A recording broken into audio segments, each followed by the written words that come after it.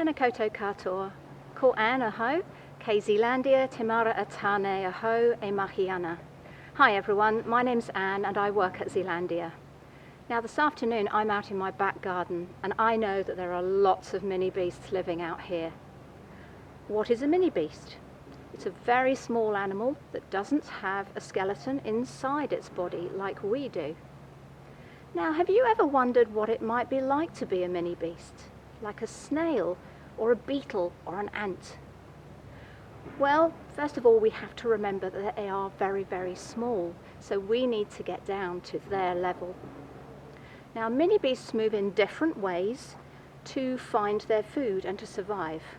Some might wriggle, some may slide along, and others might run really, really fast to catch their food.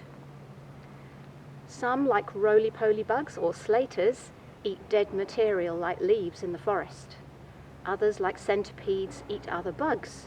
And worms do an amazing job making channels through the soil to help our plants to grow. I thought it would be a really cool idea to make a mini beast playground based on how these critters move. So let's go. First of all, you need to find a small patch in your garden. Could be anywhere at all. I've made one here which actually has a plant in it, which is quite handy because some of our mini beasts are quite delicate and need a little bit of shelter and shade to protect them. Now you can put some sticks round the outside, or you can use a piece of string, anything you have to hand. Then what you need to do is grab yourself a container or a bucket and have a look round your backyard or your garden for natural materials that might be useful.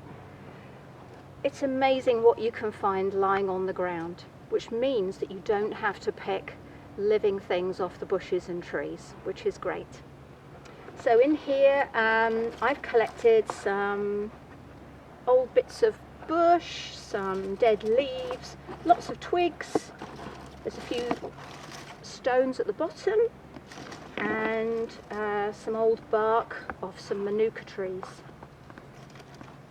Okay, so you've collected some materials that might be useful. The first bug I thought about was a hopping critter, like a grasshopper or a groundhopper. And I ended up making a little hopscotch grid here. I bet you guys enjoy playing on hopscotch grids if you're down at the playground.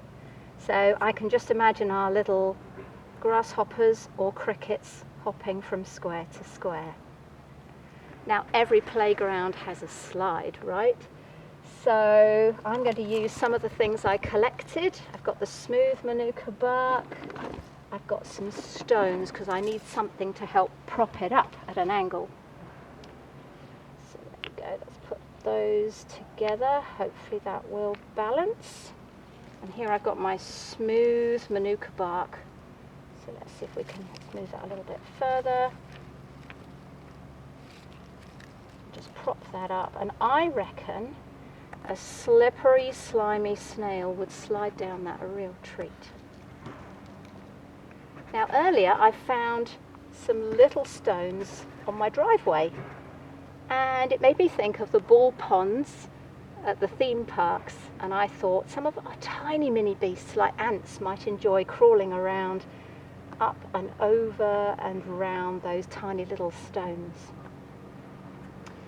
Now we talked about providing some protection earlier, and so my little patch happens to have a fern growing in it, so if there are any slugs or worms around that need protection from the hot sun, they can crawl under there.